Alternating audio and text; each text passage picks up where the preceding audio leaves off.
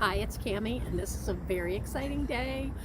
Today I'm packing up the last barrel to go to Ghana. So there are these big, huge blue barrels that are 55-gallon barrels, and you can fit as much as you can in it for the same shipping rate, which is a cost of $150 per barrel.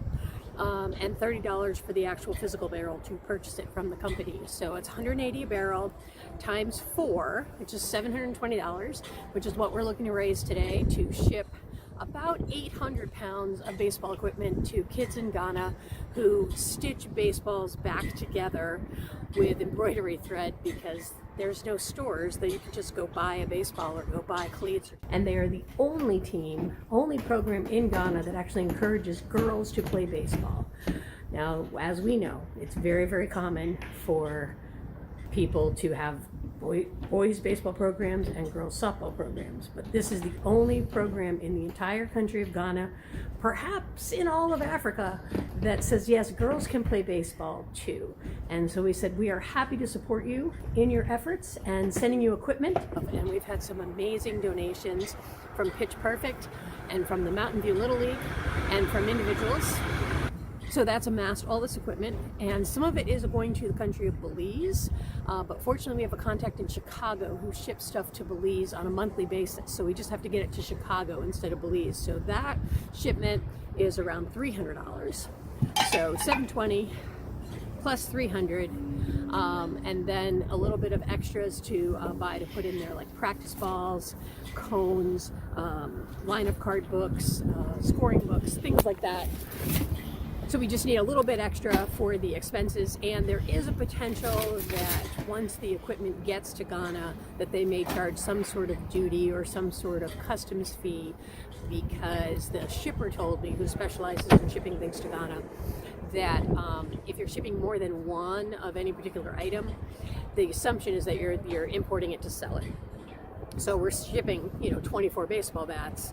They're all different sizes and they're used and stuff, so it's not likely, but it's possible that it could be another $100 a barrel to pay those duty fees. So $720 plus $300 for Belize, plus the $400 extra, and that puts us at $1,320. Is what we're looking to raise here on GoFundMe. So we really hope that you can help us out with $5, $10, $20, and then we can get this equipment into the hands of the youth that need it. And one more thing that came up, which just happens we're able to help, there was a Little League, a Boys and Girls Club in Kansas that was actually vandalized and broken into, and all of their baseball bats were stolen. We had around 80 donated, so we actually have enough to send them 20 or 25 bats as well, and I figured that's going to be maybe $50 to ship. So if you can help us out with any donation, all of that money will go to shipping baseball equipment to kids that need it. So hooray! I'm so excited this day is finally here, because it's been I put a little bit cart before the horse when it came to, I collected the equipment first, and then I was like, oh wait, now I need to figure out how to ship it.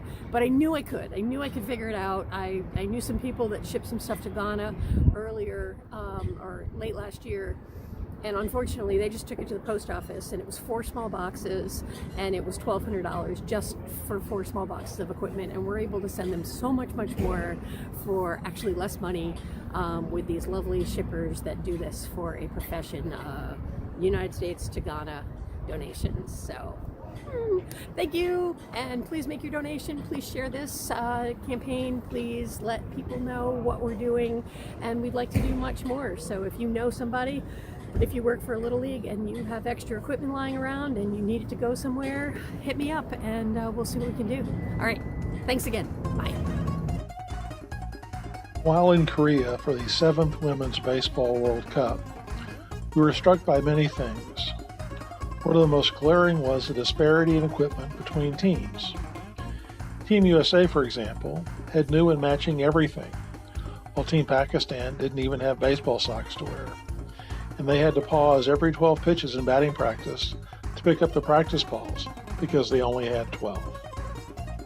Growing up steeped in baseball culture, I know it's hard to imagine that there are places where you can't simply go buy a pair of baseball socks, let alone a baseball glove, even if you can't afford one.